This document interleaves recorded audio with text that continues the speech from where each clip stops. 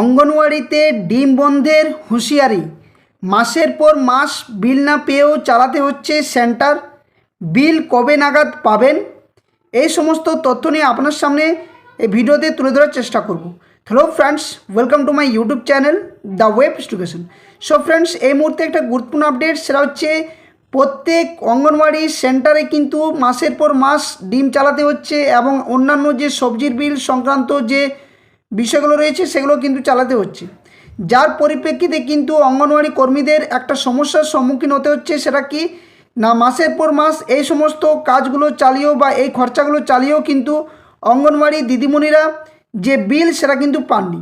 তো বিল কবে নাগাদ পাবেন এবং কি কি তথ্য উঠে আসছে ডিটেলস আপনার সামনে তুলে ধরার চেষ্টা করব।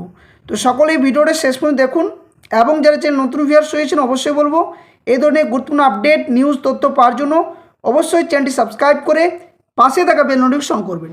তো চলুন ডিটেলস আলোচনা করা যাক কী বলা রয়েছে।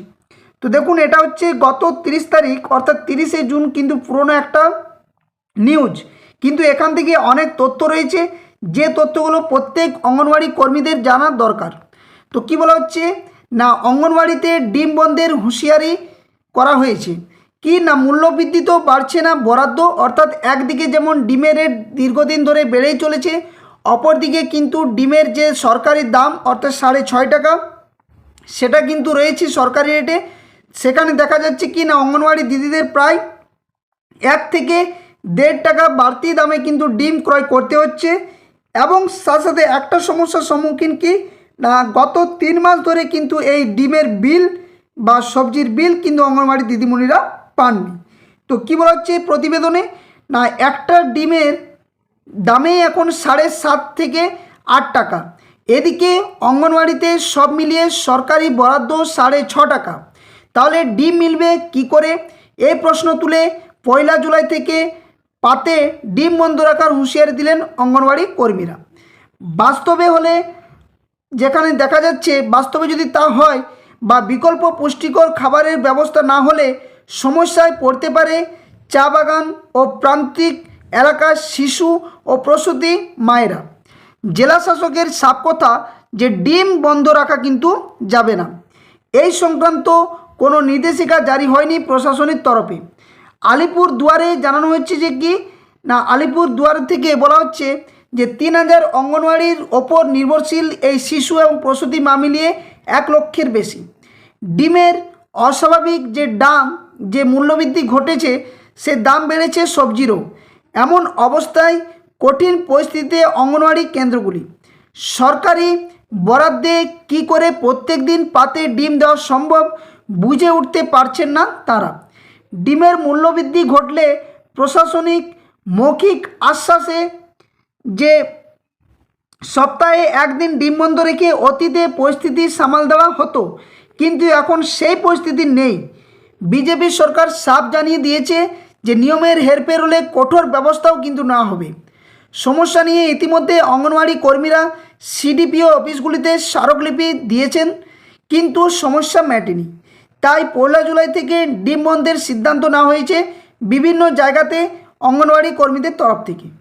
আলিপুর দুয়ার জেলার অঙ্গনওয়াড়ি কর্মীদের পক্ষে বলা হচ্ছে যে ডিম এবং সবজির দাম অনেক বৃদ্ধি পেয়েছে। এর আগে মৌখিকভাবে 1 দিন ডিম বন্ধ রাখার নির্দেশ দেওয়া হয়েছিল, তাতে তেমন সমস্যা হয়নি।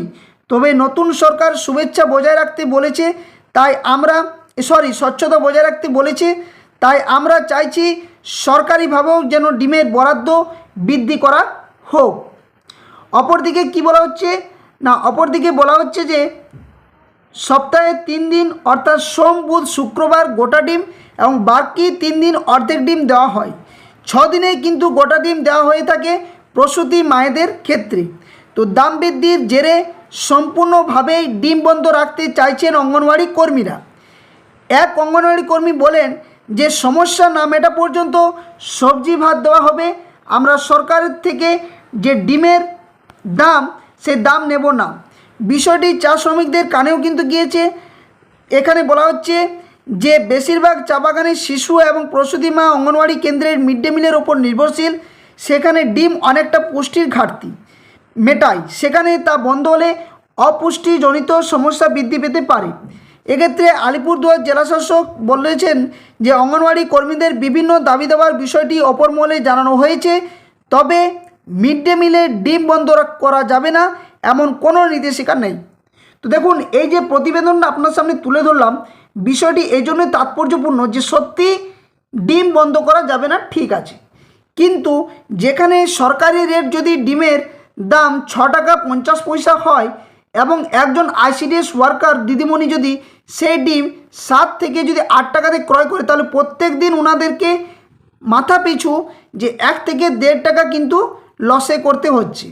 অপরদিকে আরেকটা বড় সমস্যা কি না, এই যে ডিমের রেট যেমন বৃদ্ধি পাচ্ছে, অপরদিকে গত 3 মাস ধরে এই সমস্ত আইসিডিএস ওয়ার্কার দিদিমণিরা কিন্তু কোনোভাবেই সবজির বিল বা ডিমের বিল এই সমস্ত বিলগুলো পায়নি। তাহলে কিভাবে ওনারা চালাবেন, যেখানে তাদের যে ভাতা বা বেতন যেটা দেওয়া হয় 9,000 টাকা, যেখানে অলরেডি বাজেটে ঘোষণা হয়েছে যে 5,000 টাকা বৃদ্ধি করা হয়েছে, কিন্তু এমতাবস্থাতেও দেখা যাচ্ছে যে গত 2 মাস ধরে একটা করে যে বিল অর্থাৎ 4.5 দুগুণে যে 9,000 টাকা দেওয়া হয় কেন্দ্র সরকার এবং রাজ্য সরকার মিলে, সেখানে একটা 4,500 প্রবেশ করলেও অ্যাকাউন্টের মধ্যে আরেকটা কিন্তু কোনোভাবে প্রবেশ করছে না।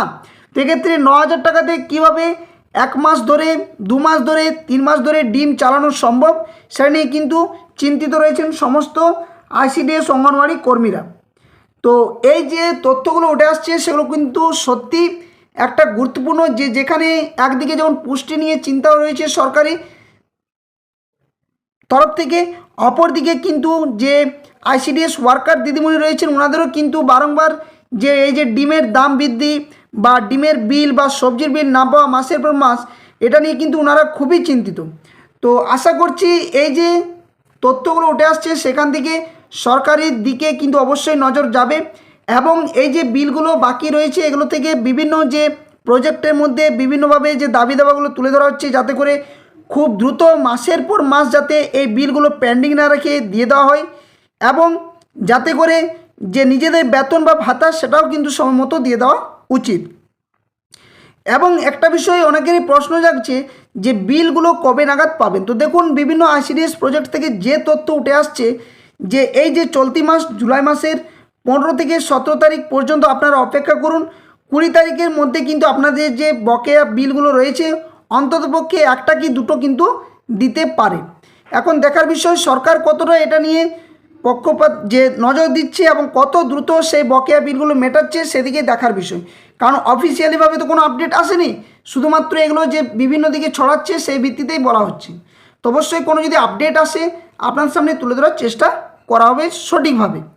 তো ভিডিওটি বেশি আর লেন্দি করছি না, যদি ভালো লেগে থাকে অবশ্যই ভিডিওটি লাইক করবেন, বাকিদের সাথে শেয়ার করবেন, আর যারা চ্যানেল নতুন ভিউয়ার্স হয়েছেন অবশ্যই বলবো চ্যানেলটি সাবস্ক্রাইব করে পাশে থাকা বেল নোটিফিকেশন করবেন এই ধরনের গুরুত্বপূর্ণ নিউজ, কেস আপডেট, নোটিফিকেশন সংক্রান্ত তথ্য পাওয়ার জন্য সবার আগে। তো ভিডিওটি শেষ করছি, ধন্যবাদ, জয় হিন্দ, সকল সুস্থ থাকুন, ভালো থাকুন।